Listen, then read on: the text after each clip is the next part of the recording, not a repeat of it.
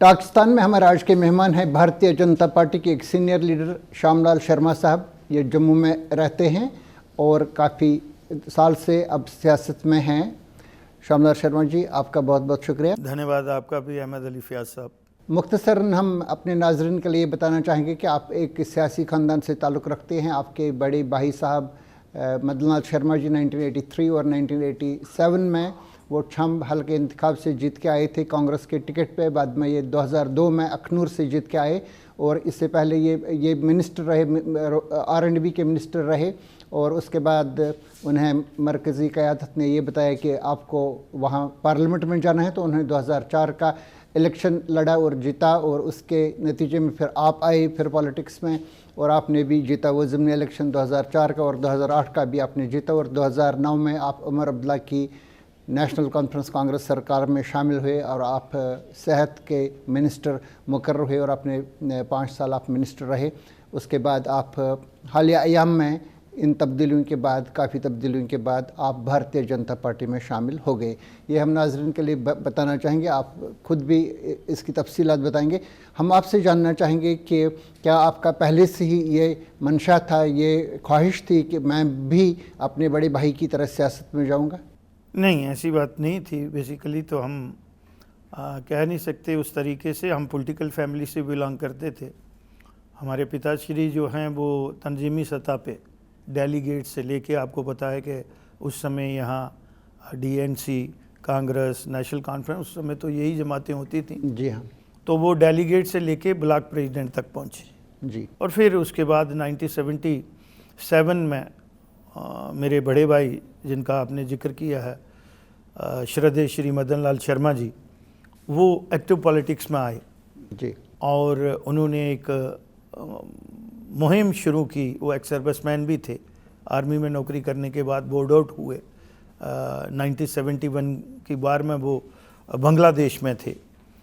तो उसके बाद सिलसिला चला। 1983 में आपने बिल्कुल, you have rightly said, then 87 में वो आए। फिर 2002 में वो कॉन्स्टिट्यूंसी हमारी 96 में रिज़र्व हो गई। फिर आप छम से अखनूर आ गए। अखनूर आके उन्होंने इलेक्शन लड़ी और वो जीते। और वो 1988 में भी मिनिस्टर ऑफ स्टेट रहे, जो उस समय भी यहाँ सरकार थी नेशनल कॉन्फ्रेंस और कांग्रेस की, जो रजीब फ़रूक अब्दुल्ला अकाट कहते हैं जी। और फिर 2002 में जो सरकार बनी यहाँ कांग्रेस और PDP की जी, तो उसमें वो R&B मिनिस्टर रहे। 14 महीने के बाद उनको जनरल इलेक्शन में जाना पड़ा। और मुझे आप कह सकते हैं कि मैं पॉलिटिकल फैमिली तो थी ही और शौक़ था पर्दे के पीछे काम करने का। जी। आदरणीय मदन लाल शर्मा जी की जितनी भी इलेक्शन हुई और इवन पार्लियामेंट की भी इलेक्शन जो थी, तो वो मुझे जिम्मेवारी दी जाती थी और पर्दे के पीछे मैं बड़ा खुश नसीबी अपनी समझता हूँ कि मैंने एक इलेक्शन के और एक पॉलिटिकल जो सियासत दान में कुछ चीज़ें खास होनी चाहिए, तो वो मैंने सीखने की कोशिश की। लेकिन मैं कभी भी एक्टिव पॉलिटिक्स में नहीं आना चाहता था। नहीं आना चाहता था। तो एक्सीडेंटली 2004 में मुझे बाई इलेक्शन में उस समय मुझे लगता है कि गुलाम नबी आज़ाद जी की ये चॉइस थी, क्योंकि उन्होंने मेरे काम को पर्दे के पीछे से देखा था जी। क्योंकि जब अर्ली स्टेज में गुलाम नबी आज़ाद साहब भी जम्मू और यहाँ करते थे और उस समय सरदार बलविंदर सिंह जी जो हैं वो एक नामी ग्रामी हस्ती होते थे जी। तो वहाँ से शुरुआत हुई। तो उन्होंने 2004 में मुझे कह सकता हूँ कि मजबूर करके ये इलेक्शन जो है गुलाम नबी आज़ाद जी ने लड़ाई और वो इलेक्शन मैंने जीती।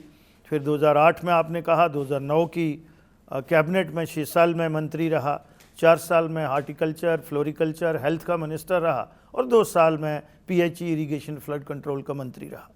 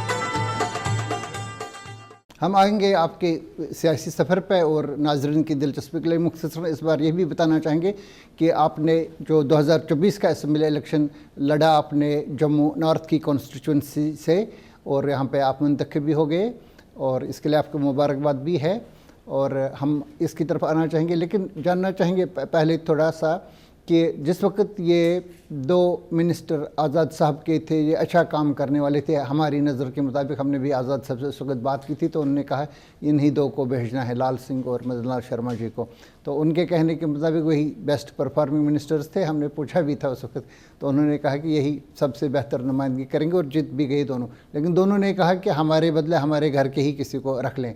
तो इसमें कोई ऐसा था कि मदन लाल शर्मा जी सियासत को अपने घर तक ही महदूद रखना चाहते थे? नहीं, मुझे लगता है कि उनके साथ जाती होगी। वो आज यहाँ पे इस संसार में नहीं है और वो अपनी पोजीशन वाजिया नहीं कर सकते। लेकिन मैं ये बात बड़े वसूख के साथ कह सकता हूँ और गुलाम नबी आज़ाद ये बता सकते हैं कि मदन जी का कोई रोल उसमें ज़्यादा नहीं रहा है कि मेरे भाई को ही आप टिकट आपके नॉमिनेशन में। यस। अच्छा, कैसे होता नॉमिनेशन? आपको जानते, आप एक्टिव पॉलिटिक्स में नहीं थे ना? मैं बता रहा हूँ ना कि एक्टिव पॉलिटिक्स की डेफिनेशन आप हम लोग कुछ और समझते हैं जी। जितनी भी इलेक्शनें हुई, इवन ताराचंद की जो 2 इलेक्शनें थी जी, उनका उनका मैनेजर तो मैं ही होता था जी। और जितने बड़े कार्यक्रम होते थे जी, तो मैं नहीं कहता कि मैं इलेक्शन का बड़ा अच्छा मैनेजर था, लेकिन इस तमाम चीज़ें, और मैं कभी भी उस तरीके से स्टेज में जहाँ कहीं नज़र नहीं आता था। ठीक है, मतलब आप कोई मेंबर वगैरह नहीं थे लेकिन कार्यकर्ता थे? कार्यकर्ता मुझे शौक था जी, पार्टी के लिए काम करना, संगठन के लिए काम करना, और वही मुझे लगता है कहीं ना कहीं गुलाम नबी आज़ाद जी, क्योंकि उस समय चेंज ओवर होना था 2005 में। जी हाँ। तो उन्होंने उस तरीके से कहा, मैं बड़े वसूख के साथ कह सकता हूँ, और गुलाम नबी आज़ाद इस चीज़ के चशमदीद गवाह हैं। इवन उनकी जो श्रीमती हैं, उनका फ़ोन मुझे आया और उन्होंने कहा कि आप इलेक्शन क्यों नहीं लड़ना चाहते हैं? यहाँ लाल सिंह जी ने तो स्टैंड ले लिया है कि नथिंग डूइंग, आप मेरी घरवाली को टिकट दो, कांतान हजरा जी को। तो मदन जी ने, मैंने कहा ना कि वो आज अपने आप को यहाँ पेश नहीं कर सकते हैं। मैं कहता हूँ, और गुलाम नबी आज़ाद और 2 लोग और हैं, ताराचंद और अपने जुगल किशोर शर्मा जी कटरावाल जी, इनको आप पूछ सकते हैं कि किस किस आदमी को, और ये लोग भी चाहते थे कि मैं इलेक्शन लड़ूं, क्योंकि दोनों, उन्होंने भी मेरा काम देता था और मुझे पॉलिटिकल एसएचओ कहते थे वो। अच्छा, कि ये पॉलिटिकल एसएचओ है, क्योंकि मैं थोड़ा सा बात भी करता था, कहीं नरम भी हो जाता था, गर्म भी हो जाता था जी। तो वो आज जीते जागते हैं। मैं बड़ा क्लियर इस चीज़ को करूँगा। जब मैंने आपका लास्ट इंटरव्यू किया था उस वक्त मिनिस्टर थे हेल्थ के, तो आपने बताया था कि मैंने ऑलमोस्ट ज़ीरो से हेल्थ डिपार्टमेंट से आपने कोई मुलाजमत भी शुरू की थी और उसके बाद आप मिनिस्ट्री की सतह तक पहुंच गए।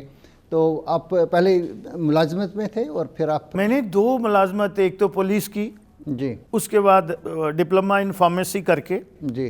तो मैंने 12 साल 14 साल जो है वो हेल्थ डिपार्टमेंट में, और मैंने 97 में फिर मैंने अपना प्राइवेट सेक्टर काम शुरू कर लिया और पेप्सी का CNF, और थ्रू उस समय गुलाम नबी आज़ाद के ही यहाँ हमने काम शुरू किया जी, और मैं उसका एग्जीक्यूटिव डायरेक्टर था जी। ठीक है ना। तो इसलिए ये लोगों को ज़्यादा पता नहीं है। तो 97 में मैंने रिज़ाइन कर दिया अपनी सर्विस से। तो 2 डिपार्टमेंट में जो आज मैं अनुशासन दिखाता हूँ, जहाँ मुझमें दिखता है, तो वो मैंने पुलिस से सीखा है जी। टाइम के पंचुअल होना, बाकी चीज़ें जो हैं ये मेरे कैरेक्टर में है, और थोड़ा स्पोर्ट्समैन भी था जी। तो डेस्टिनी लीड द डेस्टिनेशन, मैं इतना मानता हूँ। आपने हेल्थ में काफ़ी कंट्रीब्यूशन किया, मुझे अभी भी याद है आपका, जब आप उमर अब्दुल्ला साहब की सरकार में थे, और ऐसा लग रहा था कि आप मुस्तकिल तौर पर कांग्रेस में ही रहेंगे, क्योंकि एक बैकग्राउंड बड़ा मजबूत था कांग्रेस का 1983 से, शायद उससे भी पहले रहा होगा, लेकिन मुझे 83 के बाद की जानकारी है कि उसके बाद आप और आपके भाई इसके साथ शामिल रहे कांग्रेस के साथ, बहुत ही इंपॉर्टेंट पोजीशंस पे वगैरह। लेकिन क्या हुआ कि आखिर में आप कांग्रेस से अलग हो गए और भारतीय जनता पार्टी, जो इसकी पूरी आइडियोलॉजिकल राइवल है कांग्रेस की, तो उसमें आप चले गए? नहीं, वो मैं आपको एक बात बताऊंगा कि वो कहीं ना कहीं कांग्रेस में कमजोरियां आई, नेशनल लेवल पे भी और स्टेट लेवल पे भी। किस किस्म की अब मैं बताता हूं, जो विचारधारा कांग्रेस की रही है, जी जो मदन मोहन मालवीय, लोकपति त्रिपाठी, मौलाना अब्दुल कलाम, उन लोगों की जो कांग्रेस थी, जी वो 1986 के आफ्टर शाह बानो केस वो डिविएट हो गई कांग्रेस। मैं एक बात बताता हूं कि हम अपीसमेंट की पॉलिसी पे, हम मीन उस समय कांग्रेस जो है अपीसमेंट की पॉलिसी पे किया, उस सेक्शन का भी कुछ नहीं। और मेरे हमेशा जब मैं थोड़ा ग्रो किया, इवन एमएलए बना, एमएलए के बाद डिफरेंस ऑफ ओपिनियन इसी बात पे होते थे मेरे, जी कि आप ये बताते हो कि बीजेपी जो है वो कम्युनल है, जी लेकिन अंदर जब हम बैठते हैं तो हम भी तो कम्युनल हैं, जी हम भी इम्पीचमेंट पॉलिसी जो है वो 17% पे लागू कर रहे हैं और 78% को इग्नोर करते हैं। ये डेमोक्रेसी और मेरा संविधान ये बात तो नहीं कहता है। तो वो बातें कहीं ना कहीं मेरी सेंट्रल लीडरशिप को तो अच्छी लगती थी, तभी उन्होंने मुझे उस लेवल पे ले गए और मैं नेशनल कोर ग्रुप का मेंबर भी रहा। जी ये जो अभी हमारे प्राइम मिनिस्टर साहब चले गए हैं, वो उसके चेयरमैन थे, उसमें डॉक्टर करण सिंह जी थे, जी गुलाम नबी आज़ाद थे। लेकिन कुछ बातें ये ऐसी करते थे कि ये 2.5 डिस्ट्रिक्ट हैं आपके, जी तो अपने मान सम्मान के साथ और मर्यादा के साथ जो आदमी कंप्रोमाइज कर ले, तो मैं उसको लीडर नहीं मानता हूं, वो फॉलोअर्स हैं। और मैंने बहुत बार इनको टोका, और आप लोगों ने, आपने भी इंटरव्यू लिए। मैं इस समय कोट नहीं करूंगा, उन लोगों को इंपॉर्टेंस नहीं देना चाहता जो लोग ये बोलते थे कि ये जम्मू के हिंदू, यही कहते थे ये 2.5 डिस्ट्रिक्ट है। जी और जब 2019 में ये सब लोग इकट्ठे हो गए तीनों, जी जो गुपकार अलायंस बना, तो मैंने कहा कि अब अपनी स्ट्रेंथ दिखाने की इनको जरूरत है। अगर ये मदन मोहन मालवीय वाली कांग्रेस पे नहीं आना चाहते जी और ये अपनी हेजमनी समझते हैं कि हम हाकम हैं। जी 1947 में पूरा देश आजाद हुआ तो जम्मू कश्मीर गुलाम हो गया 2-3 परिवारों के, और दिल्ली भी उसी पे चलती है। 1977 के बाद कभी भी कांग्रेस को 5 से ज्यादा सीटें वैली से नहीं मिली, हालांकि 3 मिली, 2005 में ही 5 सीटें मिली जब गुलाम नबी आजाद यहां आए, तो वो 5 मिली। लेकिन प्रेसिडेंट वहां का सीएलपी लीडर 32 सीटों में से 1983 में 23 सीटें जम्मू रीजन ने दी थी, 23 सीटें जम्मू रीजन ने कांग्रेस को दी आउट ऑफ 32। लेकिन सीएलपी लीडर किसने बनना है? 26 ही थी कांग्रेस की 1983 में। 23 जम्मू प्रोविंस की बात कर रहा हूं मैं फैज साहब, जहां मैं 2 वहां से थी, 1 ले से थी। जी यही एक्सपर्टी थी मेरी गुलाम नबी आजाद ने इलेक्शन लड़ाने के लिए। आंकड़े भी होते हैं और बात भी होती है। जी तो उस समय बड़े टॉल लीडर थे जम्मू के, पंडित त्रिलोचन दत्त, गिरधारी लाल ढोगरा। जी सीएलपी लीडर किसको बनाया था? आपके अंसारी को, मौलवी इफ्तिखार हुसैन अंसारी। 2 ही सीटें थी, जी लेकिन सीएलपी लीडर कौन बना? तो नंबर्स ऑफ सीट यहां की, विचारधारा के साथ यहां के लोग जुड़े हुए हैं, जी और लीडरशिप कहां से? और फिर जब प्रेसिडेंट की बारी आती है, कार भी बनता है, गुलाम नबी आजाद भी बनता है। कभी आज तक 1947 के बाद जम्मू का पार्टी का प्रेसिडेंट नहीं बनाया। जी पहली बार सीनियर वाइस प्रेसिडेंट मुझे डेजिग्नेट किया था मीर के साथ, ये पोस्ट भी पहले नहीं थी। मतलब आपको लग रहा है कि कांग्रेस को मजबूर किया जा रहा था to play second fiddle to नहीं, जहां किया ही टू कश्मीर। तभी तो कश्मीर खराब हुई। जितनी रीजनल पार्टियां जुम्मेवार हैं, इतनी कांग्रेस भी जुम्मेवार है। वो अपीसमेंट की पॉलिसी पे चली पड़ी। मैंने बताया मेजॉरिटी इधर की, बैलेंस तो रखते कम से कम। जी और फिर ऐसे ऐसे टॉल लीडरों को यहां पे ह्यूमिलेट किया गया। तो त्रिलोचन दत्त को भी कांग्रेस से बाहर जाना पड़ा। वो ह्यूमिलेशन की वजह से चले गए। और ये कैसे? 1975 में क्या हुआ था? 1975 में शेख महमूद आए तो उन्होंने कांग्रेस वालों को कहा कि उनको, उसने छोड़ दिया। जी 1986 में, फिर 1983 में इंदिरा जी को जाना पड़ा उसके घर। जी leader is to lead. Not to be led. कोई नौकरी लेने के लिए थोड़े आए हैं जी, हम लोगों की नुमाइंदगी करने के लिए आए हैं। तो अगर हम अपनी नौकरी के लिए अपने प्रिंसिपल और जो विचारधारा की बात करते हैं, विचारधारा क्या है यहाँ? विचारधारा अखंड भारत की है, तमाम मजहब मिल्लत के साथ। तो जब आप एक सेक्शन को लेके चल रहे हो तो फिर बीजेपी को कम्युनल नहीं ना कहो, उससे ज्यादा तो कम्युनल एजेंडा हमारा है। मुझे पता है आज राहुल गांधी जो है जनेऊ बाहर डालता है, अगर पहले ही मान लेते तो ये पंथ प्रधान मुल्क है ना हमारा, जी, धर्मनिरपेक्ष नहीं है हमारे कॉन्स्टिट्यूशन में भी लिखा हुआ। जी, तो इसलिए बहुत सी ऐसी बातें हैं जिसने मुझे ये बात सोचने पे मजबूर किया कि बेफिटिंग रिप्लाई देना पड़ेगा। एक तो ये लोग एंटी नेशनल एक्टिविटीज करते हैं, ऐसे लोग भी थे जिन मंत्रियों के घर पे मिलिटेंट रहे हैं 90 के बाद, लेकिन अभी तक ऐसे किसी मंत्री का नाम नहीं आया, लेकिन कवर अप हो गया। किसका है? अब्दुल अजीज जरगर का क्या हुआ, जो अक्षरधाम में है? वो पीडीपी में थे अरे भाई साहब, ये तो कांग्रेस कॉन्स्टिट्यूएंट असेंबली के लोग थे, बहुत साल से थे, लेकिन कॉन्स्टिट्यूएंट असेंबली के थे। मैं और का भी नाम ले सकता हूं जी, ये मैंने सिर्फ कोट किया है कि ये बहुत खुश है। जी, और क्या बोलते थे? अफजल गुरु साहब बोलते थे ना, जी, इतना हार्डकोर क्रिमिनल आदमी जिसने हिंदुस्तान की डेमोक्रेसी के मंदिर पे अटैक किया हो और उसको on the floor of the house speaker भी और लीडर ऑफ द हाउस भी ये बात बोले, तो श्यामलाल कैसे कंप्रोमाइज करेगा? और फिर ये दो चार लोग जो एक्सपोज हो गए, आज कहाँ हैं वो, जो बोलते थे ढाई डिस्ट्रिक्ट वाले हैं। तो मैंने कहा फिर स्ट्रेंथ बताएंगे आपको, हम ढाई डिस्ट्रिक्ट हैं या जम्मू कश्मीर में हमारा दखल कितना है।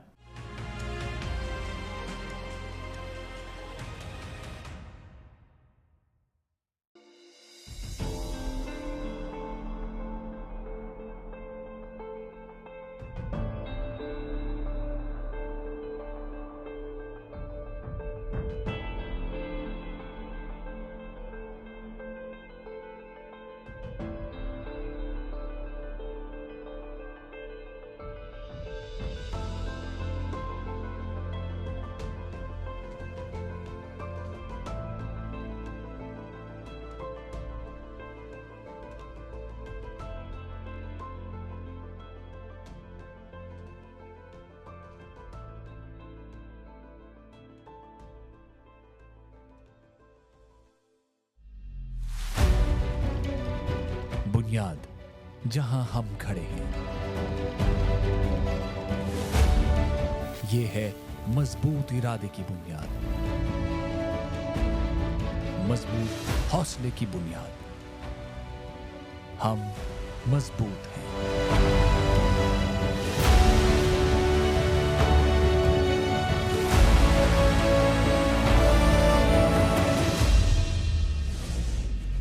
ये घर, ये दरो दीवार, ये राहें, सब गवाह हैं इस मजबूती की।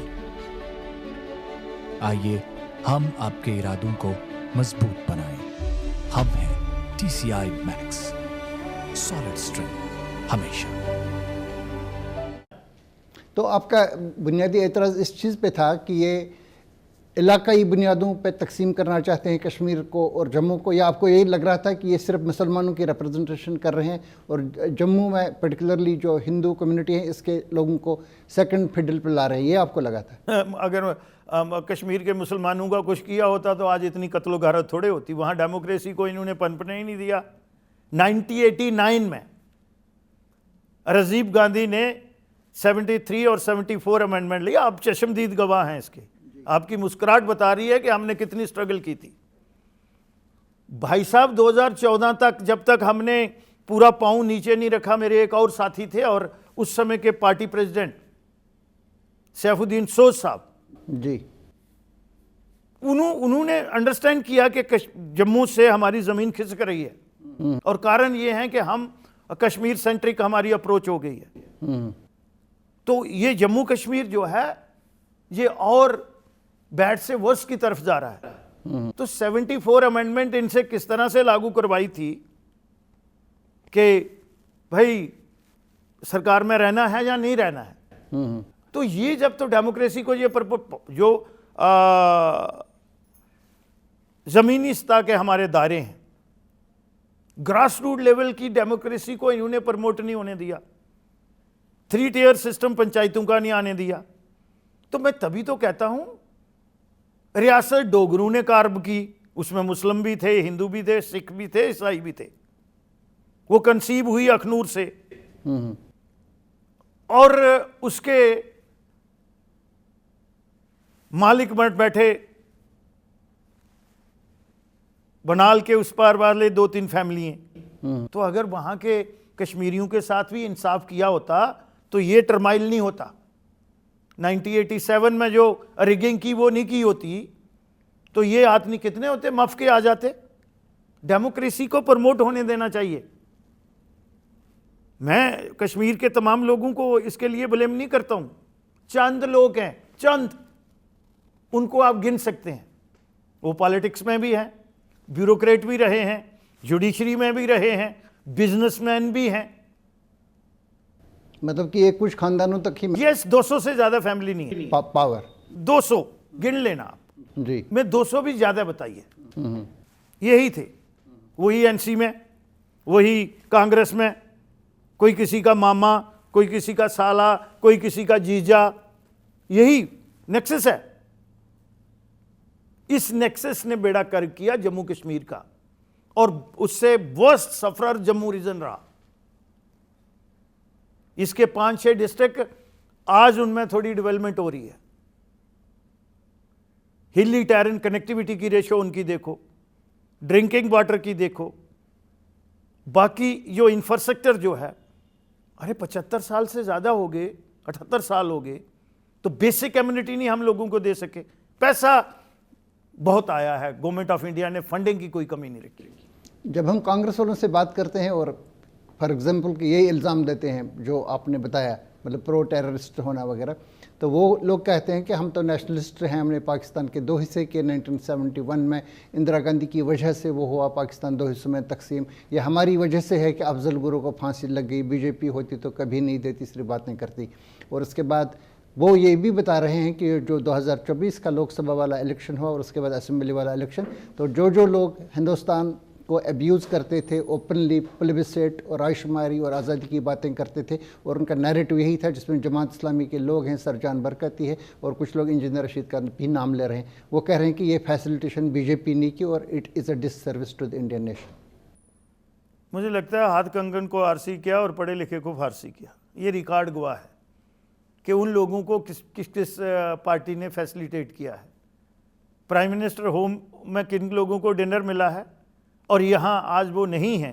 गिलानी साहब को स्पेशल प्लेन पे कहाँ ले जाया जाता था, यासीन मलिक का इलाज के लिए कहाँ लिया जाता था, और कौन लोग उन लोगों को फैसिलिटेट। और 32 साल प्रूव्ड केस, 4 एयरफोर्स के लोगों का जो ब्रूटल मर्डर, और मानता है, कन्फेस किया उसने, तो उस पर कोई प्रोसीडिंग नहीं हो रही थी। इंजॉय कर रहे थे, किसी को चश्माशाही में रखा जाता था। मैं सरकार में रहा हूं। अब इसलिए मैं पूछ रहा हूँ, 2009 में यासीन मलिक के केस में स्टे आया हाई कोर्ट से, जब उन्होंने कहा कि टाडा केस श्रीनगर में इसकी सुनवाई कर लें, तो बाद में इस पर भी स्टे आ गया। और 2019 अप्रैल तक, जब तक कि अवंतीपुरा वाला वाक़या नहीं हुआ जिसमें 40 सीआरपीएफ के लोग मारे गए, तब तक 10 साल सीबीआई को किसी ने पूछा कि आप ये स्टे क्यों नहीं हटवा रहे हैं? आप मिनिस्टर रहे थे सर। मैं बताता हूँ, यहाँ एजेंसियों का भी रोल रहा है। डराते थे, और कुछ लोग पॉलिटिकल लोग थे, वो एजेंसियों की पेरोल पे थे, और वो डराते थे आग लग जाएगी कश्मीर में, आग लग जाएगी कश्मीर में। और वही पत्थर मारने वालों के साथ भी थे और सरकार के साथ भी थे। मैंने कहा ना कि डीप नेक्सस था कि हिंदुस्तान को, राष्ट्र को हमने किस तरह से ब्लैकमेल करना है। उसमें पॉलिटिकल पार्टियां भी थी। मैंने बोल दिया कि सब लोग इन्वॉल्व थे। तो कांग्रेस को दोष कहाँ है? गवर्नर सत्यपाल मलिक तो कह रहे हैं कि चीफ सेक्रेटरी बता रहे थे 10,000 लोग मरेंगे कश्मीर में, ऐसा नहीं करना चाहिए। मरा तो कोई नहीं, वो बात सही है, कोई नहीं मरा। मतलब ये कि ब्यूरोक्रेसी, पुलिस और एजेंसीज में जो लोग हैं वो इसमें मतलब वो कहाँ से थे? वो डरा रहे थे। वो कहाँ से थे? वो कांग्रेस ने नहीं लाए थे ना। तो मैं बोल रहा हूं ना, आपने मुझे जो सवाल किया जी, उस पर में लीड रोल में कांग्रेस थी और मेजॉरिटी 50 साल रही। और इन लोगों, एक जो टेररिस्ट है जिसने सैकड़ों कत्ल किए हुए हैं, जी, उसको रूल ऑफ लॉ की सेंस जो है वो परवेल होनी चाहिए ना अपने मुल्क में। जी, कानून को अपना काम करना चाहिए था ना, करने नहीं दिया, हाथ पार बैम दिए।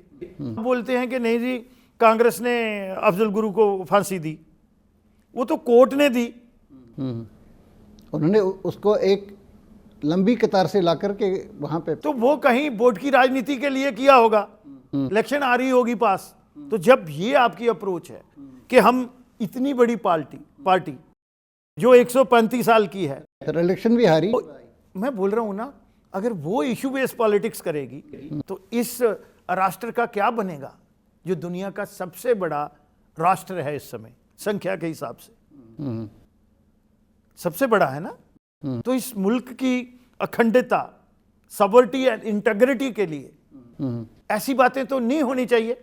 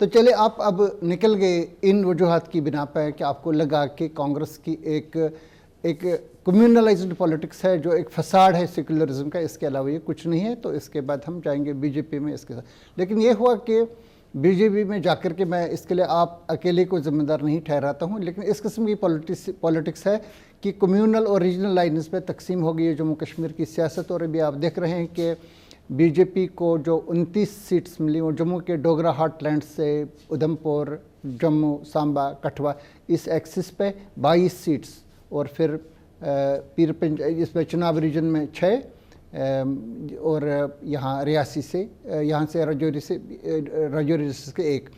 तो most of the seats 22 out of 29 all from Jammu.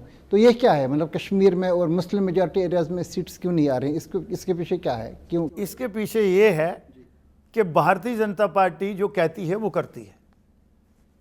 Bharatiya Janata party ने कहा कि हम 370 हटाएंगे, जब उनके पास 2 थे। पहली इलेक्शन 1952 की अगर आप देखोगे तो उसमें 3 आए थे, फिर 2 भी रहे 1984 में। लेकिन उन्होंने अपने एजेंडे में कोई तब्दीली नहीं लाई। पहला नारा था उनका, एक विधान, एक प्रधान, एक निशान। ठीक है कि 370 को हटाएंगे जी। कसम राम की खाते हैं, मंदिर वहीं बनाएंगे। उन्होंने 3 तलाक, अगर शाहबानों के केस में राजीव गांधी की सरकार यू टर्न नहीं लेती तो आज मोदी जी को यह क्रेडिट नहीं जाता जी। ठीक है ना।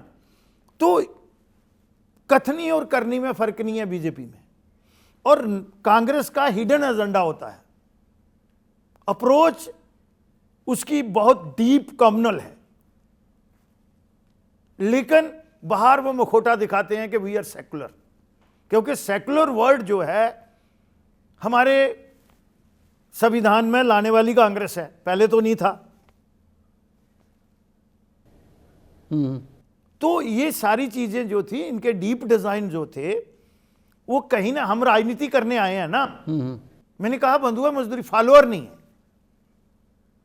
मुझे लीड करना है अपने समाज को। तो मुझे ये बताओ कि आप बोल रहे हैं कि पोलराइजेशन होगी, क्यों नहीं होनी चाहिए?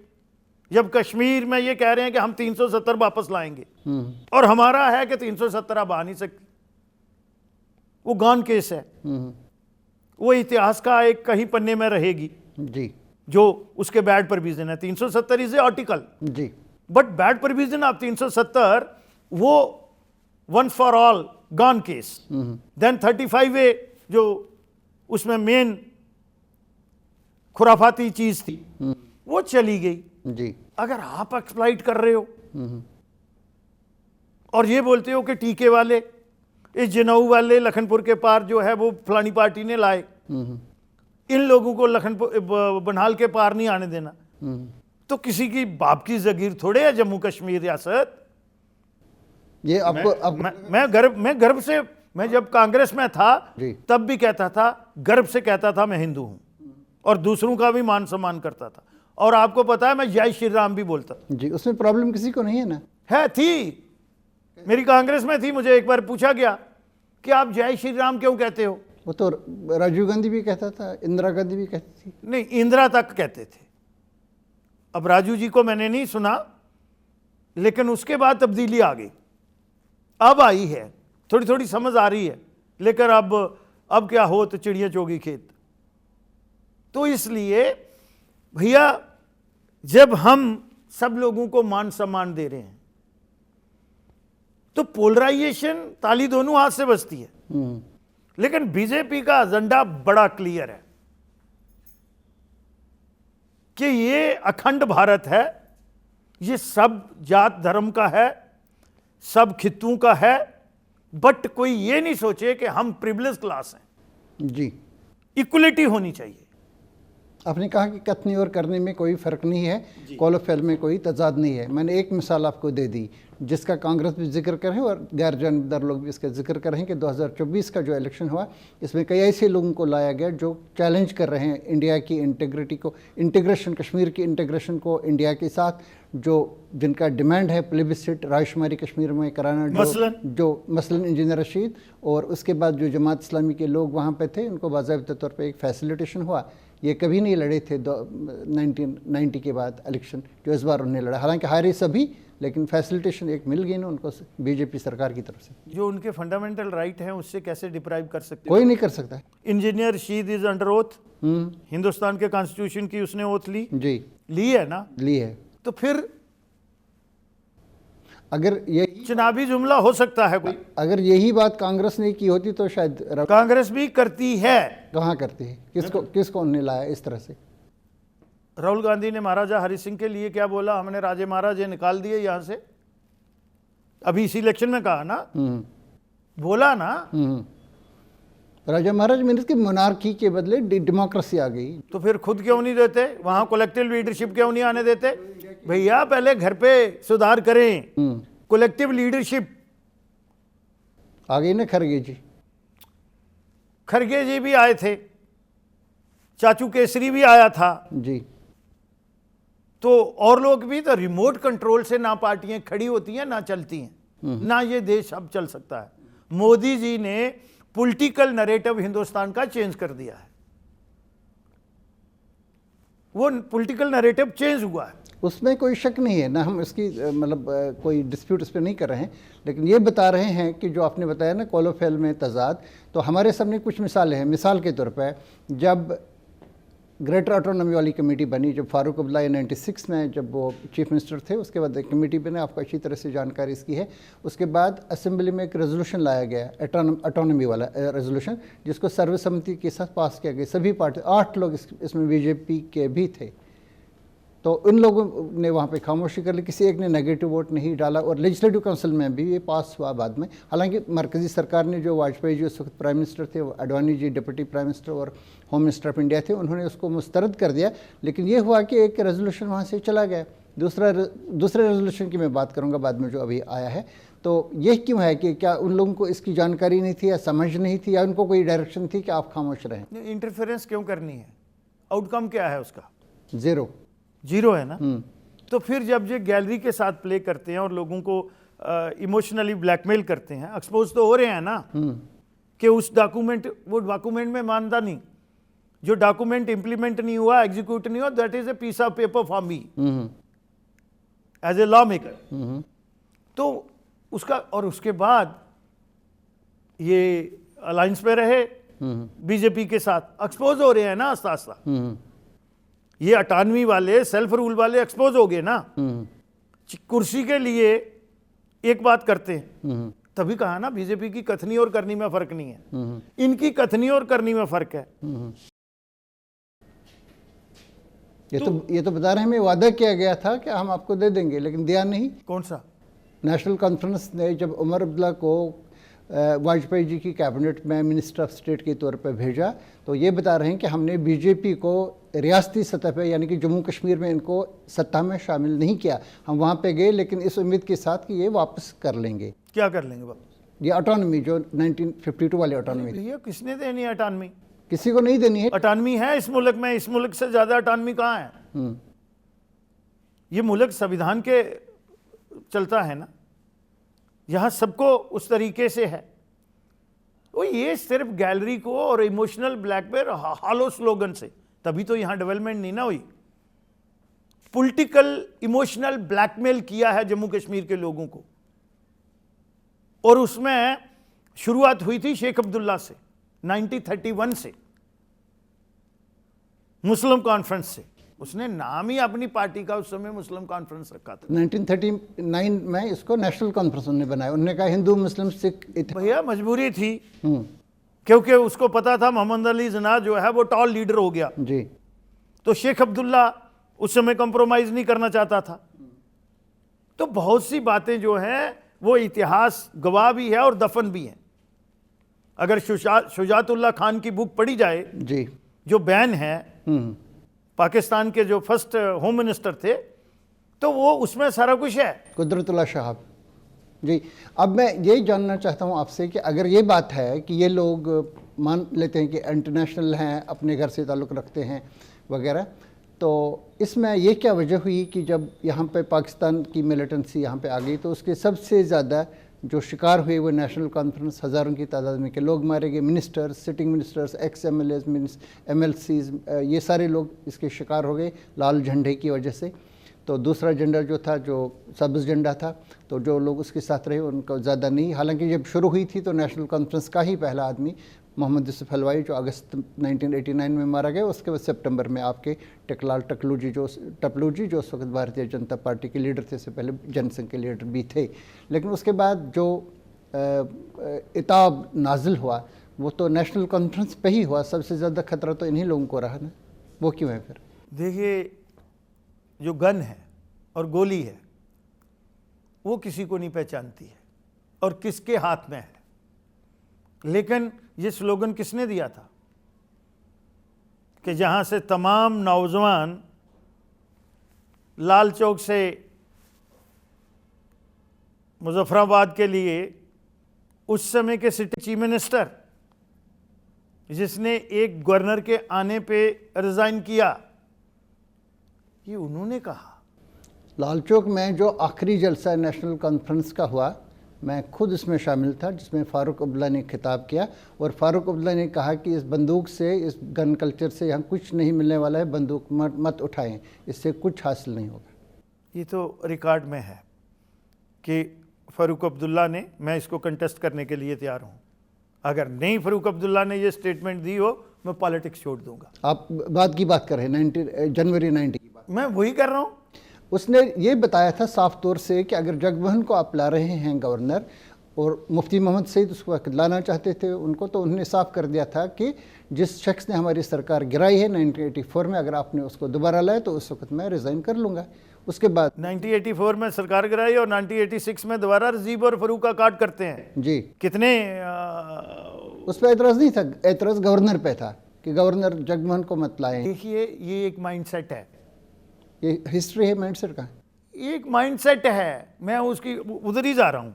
अभी पिछले दिनों जब चीन आंखें लगा दिखाने, तो फरूक अब्दुल्ला ने कह दिया कि चीन हमें आके बचाएगा, 370 वापस लाने में मदद करेगा। तो इसलिए सर बहुत सा ऐसी बातें हैं और वो पब्लिक डोमेन में है कि ये क्या करते हैं। तो इन दो चीज़ों की बुनियाद पे आप ये समझ रहे हैं कि ये लोग इंटरनेशनल लोग हैं? नहीं, मैं उनको ये नहीं कह रहा हूँ कि एंटी नेशन, लेकिन उनकी एक्टिविटीज़ जो हैं और जो सपोर्ट है उनकी, वो एंटी नेशनल लोगों के साथ है। एक तो मैंने बता दिया कि मिलिटेंसी के शिकार है, दूसरा एक कि जिस वक्त रुबिया सईद के मामले में 5 लोगों को रिहा करना था, फारूक अब्दुल्ला ने एक स्टैंड ले लिया। उसने कहा अगर आपने उनको छोड़ दिया तो मिलिटेंसी की आग इस तरह से भड़क जाएगी कि उसको बुझाना मुश्किल हो जाएगा। यही हुआ जिस वक्त भारतीय जनता पार्टी की सरकार थी। जसवंत सिंह जी ने ये 3 लोग, जिसमें मुश्ताक लटरम भी था, मसूद अजहर भी था और अहमद उमर शरीफ जो तीसरा मिलिटेंट था, ब्रिटिश मिलिटेंट, तो इन लोगों को उसने जहाज़ में बिठा करके वहाँ पे कंधार पे छोड़ दिया। फारूक अब्दुल्ला ने उस बार भी उसकी मुखालफत कर ली, दोनों बार उसने मुखालफत कर ली। उस समय स्टैंड लेना चाहिए था। स्टैंड तो उसने chief minister, full fledge chief minister of Jammu and Kashmir state, उस समय लेफ्टिनेंट गवर्नर नहीं है कि वहाँ यहाँ की सरकार जो है वो होम मिनिस्टर साहब के एक डिपार्टमेंट से चल रही थी, वो नहीं था। ये अब लोगों में कहने की बात है और दुलित से उसको सेकंड करवा दिया तो उसका और कोई तथ्य तो नहीं है। कोई एक लेटर ही डेसेंट लेटर या कंसर्न लेटर ही लिख देते उस समय। मेरे जैसा नादान आदमी अगर कहीं से डेसेंट नोट भेजता है तो फरूक अब्दुल्ला तो पढ़ा लिखा आदमी और इंग्लैंड रिटर्न और वहाँ डॉक्टरी करके, तो वो तो वेल लर्न पर्सन था। वो कहते हैं कि तहरीरी तौर पे हमने बता दिया उनको कि इस तरह से अगर कोई रिकॉर्ड है तो उसको पब्लिक डोमेन में लाना चाहिए। चले, अब मूसा रजा जी नहीं रहे चीफ सेक्रेटरी जो उस वक्त थे, उनसे हम पूछ लेते थे एग्जैक्टली वो वाक़या क्या है वहाँ का। लेकिन ये है कि अगर ये बात है कि आपको लग रहा है कि इनका pro separatist, pro Pakistan, pro terrorist background है, तो अब चूँकि ये जीत कर आ गए और अब अचानक ज़बान में, भाषा में तब्दीली आ गई है। पहले डायनास्टस उनको बताया जा रहा था, करप्ट बताया जा रहा था, इंटरनेशनल बताया जा रहा था, अब एकदम लैंग्वेज ही बदल गई है और उनकी तारीफ़ें हो रही हैं। प्राइम मिनिस्टर से लेकर के राजनाथ जी तक सब लोग बता रहे हैं कि अच्छा काम कर रहे हैं। पहले तो मैं रिकॉर्ड स्टेट करूंगा, मैं इन टोटलिटी ये नहीं कहा कि ये एंटी नेशनल लोग हैं जी, वो केस टू केस हो सकता है जी, किसी एक केस में, और कोई पॉलिटिकल गैलरी को प्ले करने के लिए भी हो सकता है जी, इतनी गुंजाइश पॉलिटिक्स में होती है। तो ये मैं रिकॉर्ड स्टेट करना चाहता हूँ। राइट। दूसरा, आपने कहा कि ये जो बातें हो रही हैं, जी, मुझे लगता है कि एक हेल्दी डेमोक्रेसी के लिए जब हिंदुस्तान का प्राइम मिनिस्टर और जम्मू कश्मीर का चीफ मिनिस्टर उनमें कॉर्डियल रिलेशन होने चाहिए। हम डिपेंडेंट स्टेट हैं जी। और मुझे लगता है, मैं अप्रिशिएट करूंगा इस बात के लिए उमर अब्दुल्ला जी को। तो जो उनका रवैया है चीफ मिनिस्टर बनने के बाद, दिल्ली गए और यहाँ पे प्राइम मिनिस्टर का स्वागत किया वगैरह, इसको आप किस नज़र से देखते हैं? मैं इसको बहुत ही पॉजिटिव और अप्रिशिएट करता हूँ। ये मेरा इंडिविजुअल है और इसी किस्म का हमारा बिहेवियर और अप्रोच होनी चाहिए। जी, अगर प्राइम मिनिस्टर साहब ने अप्रिशिएट किया है, कल डिफेंस मिनिस्टर साहब ने किया है, जी, तो वो आपका इखलाक बताता है कि प्राइम मिनिस्टर साहब वहां पे आ रहे हैं।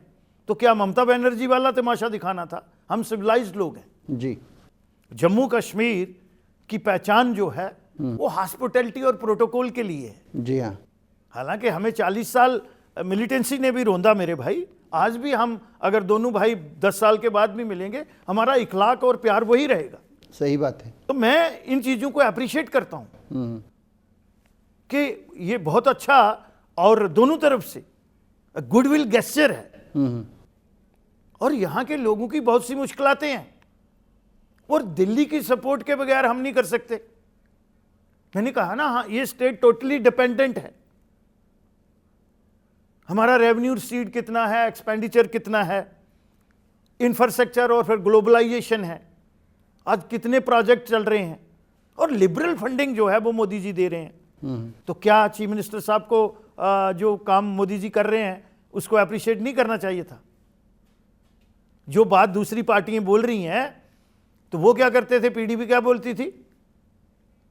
पीडीपी जब इक़्तिदार में रहती थी तो कहती थी मोदी अजीम इंसान है, जब नहीं रहती थी तो यही गुजरात के मुसलमानों की यही कथनी और करनी में फ़र्क होना चाहिए। और मैं इस बात के लिए उमर अब्दुल्ला को अप्रिशिएट करता हूं, मैंने 6 साल उसके साथ काम किया है। ये मैग्नेनिमिटी होती है। तो आपको क्या लग रहा है कि ये सिलसिला कहाँ तक जाएगा? जो उन्होंने रेजोल्यूशन लाया है काउंसिल ऑफ मिनिस्टर्स में 16 अक्टूबर को ही जब ये बनी, तो उन्होंने रेजोल्यूशन एक लाया कि यहाँ पे स्टेटहुड वापस मिलना चाहिए, जो चीफ सेक्रेटरी के ज़रिए मरकज़ी सरकार को भेजा गया। उसके बाद असेंबली में भी उन्होंने लाया एक कॉम्प्रहेंसिव रेजोल्यूशन, जिसमें डायरेक्टली उन्होंने 370 वगैरह की बात नहीं की, लेकिन ये कहा कि जो चीज़ें छिन गई हैं, जिनकी कॉन्स्टिट्यूशनल गारंटीज़ थी, यूफेमिज्म का इस्तेमाल इसमें किया गया, तो उन्होंने ये बताया। तो आपको क्या लग रहा है, क्या इम्कान है इसमें 370 के वापस आने के या स्टेटहुड के वापस आने? मुझे लगता है उसमें उन्होंने जल्दबाजी की, वो रेजोल्यूशन नहीं लाना। हाँ, पीडीपी के ने उनको कहीं ना कहीं रॉन्ग साइड पे मजबूर किया वो लाने के लिए, और उन्होंने जल्दबाजी कर दी। तो उन्होंने तो पहले ही कहा था कि जब हम सरकार बनाएंगे तो पहला ही हमारा रेजोल्यूशन यही होगा। अगर जिस दिन पीडीपी ने लाया है उस दिन की स्टेटमेंट आप बड़ी पैनी नज़र रखते हैं इस चीज़ पे। उमर अब्दुल्ला वो उसने सारा क्लोज कर दिया था जी, किया था या नहीं किया था जी। कहीं से कहीं उनको जो वो माइंडसेट वाले लोग हैं आज भी प्लेबिसाइट वाले जी, उन लोगों ने कंपेल किया। और कहाँ पे वो पीस ऑफ पेपर बना वो भी मुझे पता है, और किसने बनाया वो भी पता है। कहाँ बना? वो बना जम्मू कश्मीर के गेस्ट हाउस में। किन्होंने बनाए? बनाने वाले भी उन्हीं की पार्टी के बहुत सीनियर 7 दफा के विधायक, बाकी आप देख लेना। नेशनलिस्ट लोग, चुने हुए लोग हैं ना।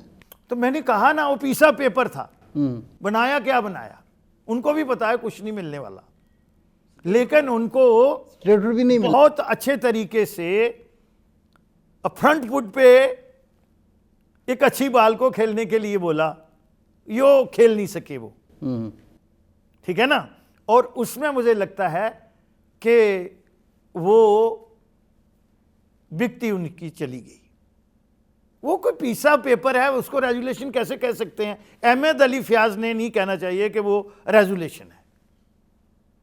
वो एक पीसा, रेजुलेशन की डेफिनेशन को हमने बदल दिया। रेजुलेशन किस तरीके से आता है, क्या होता है, उसका प्रोसीजर क्या होता है, यही तो हम कंटेस्ट कर रहे थे वहां। ऑनरेबल स्पीकर, हमें कोई पर्सनल है उसके, बुजुर्ग आदमी है हमारे, he is a very senior member, but he was party, ठीक है ना। तो हमारा जो कंटेस्ट था, जो हम विरोध कर रहे थे, वो प्रोसीजर जो था, जिस प्रोसीजर से उसको लाया गया पीस ऑफ पेपर को, और उसकी जरूरत नहीं थी। तो वो जो आप बता रहे हैं कि उन्होंने क्लोज किया था, असल में ये हुआ कि जब पहले ही दिन जब गवर्नर साहब की तकरीर हो रही थी, तो वहाँ पे पीडीपी के जो एमएलए हैं पुलवामा के, वहीदुर रहमान परा, तो उन्होंने एक रेजोल्यूशन, जिसको हम कोट अनकोट में रेजोल्यूशन ही कहेंगे, तो उन्होंने वो पढ़ा अपनी तकरीर में। उन्होंने कहा कि इसमें वो स्टेटहुड वगैरह, हालांकि उसमें भी 370 का जिक्र नहीं था, मेरे पास है वो। तो उसके बाद कुछ और लोगों ने भी इस किस्म के लाए, और उसके बाद हंगामा रहा। आपको तो पता है, वहाँ पे सुनील शर्मा जी और इन सब लोगों ने, वहाँ पे आपकी पार्टी के लोगों ने इसका विरोध किया। आपने खुद भी इसमें पार्टिसिपेशन किया, जो प्रदर्शन था इसके खिलाफ, वो आप इसमें शामिल थे। और उसके बाद जब थोड़ा सा वहाँ पे स्टेबलाइज होने लगा असेंबली की कार्रवाई, तो उसके बाद 2-3 दिन के बाद सुरेंद्र चौधरी जी ने, जो नेशनल कॉन्फ्रेंस के लीडर हैं और डिप्टी चीफ मिनिस्टर, तो उन्होंने फिर वो रेजोल्यूशन लाया। स्पीकर साहब ने एक्सेप्ट वो कर लिया। तो इसमें गैर कानूनी बात क्या थी? आप देखना उसका जो हमारा रूल बुक है, प्रोसीजर को स्टडी कर लेना। अब तो उसमें तब्दीलियाँ हो रही हैं, लेकिन अभी तो हम जो पास्ट हमारे पास है अवेलेबल, उसी पे चला रहे थे। उसमें एक सेट प्रोसीजर होता है। तो ये तो स्पीकर साहब की इंटीग्रिटी पे हर्फ आता है फिर। नहीं, हम इंटेग्रिटी नहीं, लेकिन उनका जो कंडक्ट था उस पर कहीं ना कहीं प्रश्न चिन्ह जो है, वो बहुत सीनियर मेंबर हैं, मुझे भी उसका एहतराम है, एहतराम भी है और मुझे अफसोस भी है कि उनकी तरफ से ऐसा नहीं होना चाहिए। आपको लगा कि वो नेशनल कॉन्फ्रेंस पार्टी के दबाव में आ गए? हाँ, मुझे लगता है कहीं ना कुछ तो होगा। उसने तो चैलेंज कर लिया कि आप मेरे खिलाफ नो कॉन्फिडेंस मोशन लाएं, लाना चाहिए था। वही ले आएंगे जब जरूरत पड़ेगी। अभी नहीं लाए हैं। हाँ, अभी क्या जरूरत। अभी तक हम तो हमारी जो अप्रोच है और पार्टी का जो आदेश है, हम यहाँ की लोगों की जो रोजमर्रा की समस्याएं हैं उनका समाधान चाहते हैं जी। और एक 6 साल के बाद जहाँ लोगों का चुना हुआ हाउस जो है वो रिस्टोर हुआ है जी और हम एक कंस्ट्रक्टिव अपोजिशन का रोल अदा करना चाहते हैं जी। क्योंकि हमें मैंडेट ट्रेजरी बेंचेस का नहीं है, हमें अपोजिशन का है जी। और वो कंस्ट्रक्टेड अप्रोच आज भी मैं कह रहा हूं और पहले भी मैंने कहा है कि यहां भी हमारी जरूरत पड़ेगी ट्रेजरी बेंचेस को। लोगों की यहाँ की जो जरूरत है, जो लोगों की मुश्किलातें हैं, तो हम उनको भरपूर सहयोग देंगे, लेकिन यहां वो गलत करेंगे तो हमें पूरा हक है कि हम लोगों की भलाई के लिए, लोगों की जो मुश्किलातें हैं उसके प्रति हमेशा सचेत और वफादार रहेंगे। तो ट्रेजरी बेंचेस को भी उसी तरीके का बिहेव करना चाहिए जो उनकी रिस्पॉन्सिबिलिटी है। उनकी बहुत सी कमिटमेंट है लोगों के साथ, उनके मैनिफेस्टो में बहुत सी कमिटमेंट है, तो वो उसी तरीके से चले।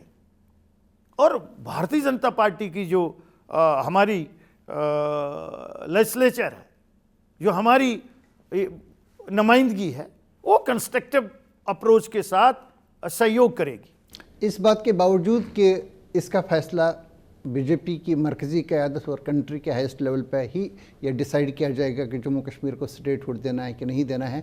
जम्मू कश्मीर की जो आपकी भारतीय जनता पार्टी है, जिसके अभी 28 मेंबर हैं, 29 थे, एक नहीं रहे, अभी 28 मेंबर्स हैं, तो आपकी क्या राय है? क्या ये वक्त आ चुका है कि क्योंकि ये प्राइम मिनिस्टर मोदी से लेकर के होम मिनिस्टर अमित शाह जी तक का वादा है on the floor of the parliament और उसके बाहर भी कि हम स्टेटहुड वापस करेंगे जम्मू कश्मीर में। उन्होंने ये भी बताया था इलेक्शन होने चाहिए, जिसका उन्होंने क्रेडिट भी ले लिया, खुद उमर अब्दुल्ला ने परसों दे दिया वहाँ पे टनल के इनाग्रेशन के मौके पे, और मोदी जी ने खुद कहा कि जो मैं वादा करता हूँ वो मैं पूरा करता हूँ। सुप्रीम कोर्ट ऑफ इंडिया से भी डायरेक्शन है कि हालात के, उन्होंने हालात का नहीं किया, उन्होंने कहा ये वापस करना चाहे। अब इसमें क्या वादा है? क्या इसको अभी एज क्विकली एज पॉसिबल वापस करना चाहिए स्टेटहुड को, या अभी इसको वापस नहीं करना चाहिए? भारतीय जनता पार्टी और हम कब कह रहे हैं कि यहाँ स्टेटहुड जल्दी से जल्द रिस्टोर नहीं होनी चाहिए? भारतीय जनता पार्टी की तो कमिटमेंट है, आपने खुद कहा जी, on the floor of the house है, और पब्लिक डोमेन में भी हर जगह प्राइम मिनिस्टर और होम मिनिस्टर जी की कमिटमेंट है। जी बिल्कुल। और वो जम्मू कश्मीर के लोगों की प्राइड है जी। और मुझे नहीं लगता है कि भारतीय जनता पार्टी ये कभी सोच भी सकती है। तो बीजेपी इस हक में है कि यूटी के बदले अब स्टेट होना चाहिए जम्मू कश्मीर? मैंने कहा कब कह रहे हैं हम कि नहीं होना चाहिए, हम भी चाहते हैं जल्दी से जल्दी जहां रिस्टोर हो, लेकिन मैंने कहा ना कि नेशनल कॉन्फ्रेंस जल्दबाजी की उसने। अब सर्जिकल प्रोसीजर खत्म हो चुका है, बीमार को वेंटिलेटर से लाया गया, अब चल रहा है ठीक, इलेक्शन लड़ा, उसके बाद सामान्य हो गया सारा। तो अब इसमें बाधा क्या है, रोड ब्लॉक क्या है इसमें? नहीं, रोड ब्लॉक इंटरनल नहीं है, एक्सटर्नल डायमेंशन को भी हमें अंडरस्टैंड करना है। एक्सटर्नल डायमेंशन कौन सी? आप देखिए हमारे गिरदो नवा जो लोग हैं, वो तो बदलेंगे नहीं ना। मिलिटेंसी हमारी बिल्कुल जीरो पे आ गई, जीरो पे ऑलमोस्ट उस लेवल पे आ गई है जहाँ पे इसको कंट्रोल करना आपके हाथ में। पत्थर नहीं चल रहे हैं, ग्रेनेड ब्लास्ट्स वगैरह ये सब चीज़ें नहीं हो रहे। बीच बीच में जम्मू में कुछ वाक़ात हो गए, कश्मीर में भी 2 वाक़ात हो गए। ऐसा शायद चलेगा काफ़ी साल, इससे हम नहीं कह सकते हैं ये कोई रोड ब्लॉक्स इसमें हुए हैं। देखिए सोच में तब्दीली लाने की भी ज़रूरत है, इंटरनल में भी सोच में तब्दीली लाने की ज़रूरत है। कुछ ना कुछ तो है आपको नहीं लग रहा है सोच में तब्दीली है? अभी पूरी नहीं है। तो ये पत्थर वगैरह नहीं चल रहे हैं, रिक्रूटमेंट नहीं हो रहा है, डेमोन्स्ट्रेशंस नहीं हो रहे हैं, तो ये सारा बंदूक की नोक पे है क्या? नो।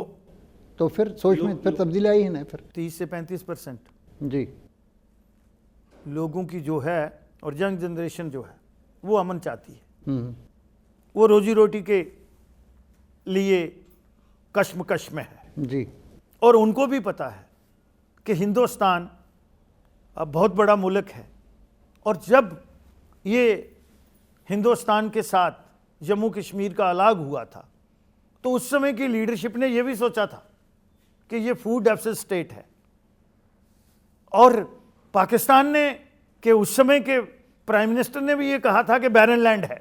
हम्म, लेकिन हिंदुस्तान और हिंदुस्तान की, मैं ये भी कहता हूं कि इन लोगों की कंट्रीब्यूशन है कि उस समय इन्होंने 2 नेशन थ्योरी को रिजेक्ट किया था, इतिहास को भी। लेकिन बीच में हमने अपने पॉलिटिकल मफाद के लिए ऐसा एक साइकी तैयार कर दी कि करना कुछ नहीं है, पानी नहीं देना, बिजली नहीं देनी, पढ़ाई नहीं देनी, बाकी चीजें नहीं देनी, नौकरी देनी है तो आउटडोर से देनी है, जहां अपने ही किन को देनी है, मैरिट को एलिमिनेट करना है। जितने फेल कर सकते थे किए, और सरकार ने भी किए, क्योंकि मैं भी सरकार में भी रहा हूं जी मैंने अपने कोलीग्स की वर्किंग भी देखी है। वो कायदे कानून को मानते ही नहीं थे।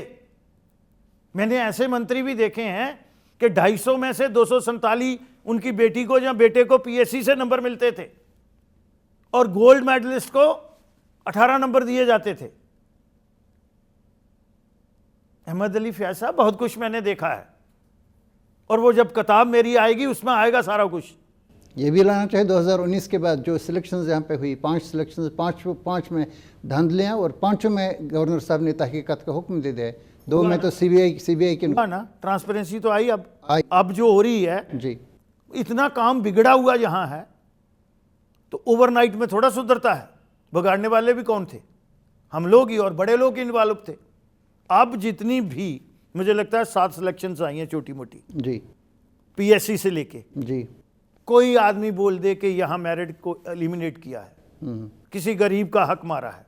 हाँ, मेरे जैसे तड़प रहे हैं जो चोरी करते थे, सिफारशी, कोई अपना बेटा लगाता था, कोई बेटी लगाता था, कोई दामाद लगाता था, कोई और लेता था, कोई दूसरे काम करते थे, अनफेयर मीन में अडल्ट होते थे। तो कम से कम ट्रांसपेरेंसी तो है, तो उसको तो कश्मीर की जनता जनार्दन भी एप्रिशिएट कर रही है, जम्मू की भी कर रही है। तो अगर वो पकड़े नहीं जाते तो हाथी निकल जाता ना भाई। जी, पकड़े, कोई ना कोई तो विसल ब्लोअर बना, और अब ट्रांसपेरेंसी से ये सारी बातें हो रही हैं। 10 लगेंगे लेकिन मेरिट वाले लगेंगे। श्यामलाल शर्मा जी, आपका बहुत शुक्रिया कि आपने आज हमारे साथ मुलाकात की और बात की बहुत सारे इश्यूज़ के ऊपर। आपका बहुत बहुत शुक्रिया। आपसे मुस्तकबिल में भी हम बात करते रहेंगे।